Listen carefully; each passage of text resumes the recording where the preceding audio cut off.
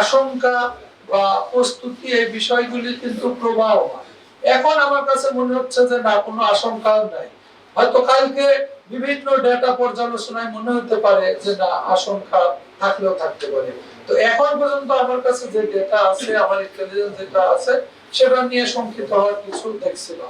তবে আমরা বসে নাই, আমরা কন্টিনিউয়াস এটা পর্যালোচনা করতেছি এবং তারই প্রেক্ষিতে আমরা ৫ আগস্ট এবং ১৫ আগস্ট আমাদের পুলিশের ব্যাপক প্রস্তুতি নিয়ে আমরা মাঠে থাকবো। শুধু এই ২ ডেট না, আমরা তো পুরো আগস্ট মাস এবং আমরা প্রতিটা মাসে রিভিউ করে করে আমাদের প্রস্তুতি আমরা নিব।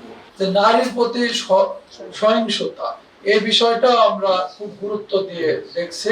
আপনি জানেন যে আমি এখানে এসে আমি প্রথম দিনে সবাইকে নির্দেশনা দিয়েছি, কোথাও যদি রেপ সংগঠিত হয় তাহলে তোমাদের দায়িত্ব হবে ২৪ ঘন্টার মধ্যে আসামি গ্রেফতার করা এবং ন্যূনতম সময়ের মধ্যে, অর্থাৎ ২ সপ্তাহ বা ১ মাসের মধ্যে যথাযথ প্রক্রিয়ায় এবং একটা ভালো মানের পুলিশ রিপোর্ট দাখিল করা। এটা আমি গুরুত্ব দিয়েছি এবং প্রতিদিন মর্নিং রিপোর্টে কিন্তু আমি সেটা দেখি।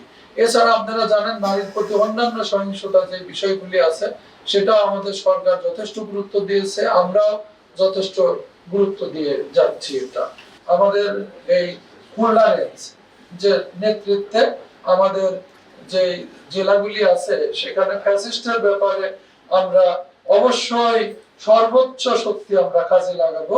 এখানে ফ্যাসিজমের উত্থান, আবার সমাজকে অস্থিতিশীল করা, এগুলির স্থান হবে না ইনশাআল্লাহ। আপনাদের কিছু অবজারভেশন আছে, আমি নোট নিয়েছি।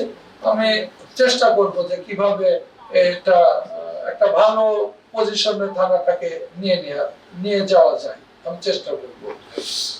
এখানে আপনারা জানেন যে আমাদের যে একটা বর্ডার অঞ্চল, আমাদের এখানে চোরাচালানের বিষয়টা আপনারা কিছুটা হিন্টস দিয়েছেন, পুরোপুরি ওভাবে হয়তো মনে হয় বলতে চান নাই। আমি মনে করি যে যেহেতু এটা একটা মাদকের সঙ্গে সঙ্গে চোরাচালানেরও একটা রুট হিসাবে অনেকেই জানে, কাজে এই বিষয়েও আমরা অবশ্যই গুরুত্ব দিব যাতে সমাজের স্থিতিশীলতা বজায় থাকে।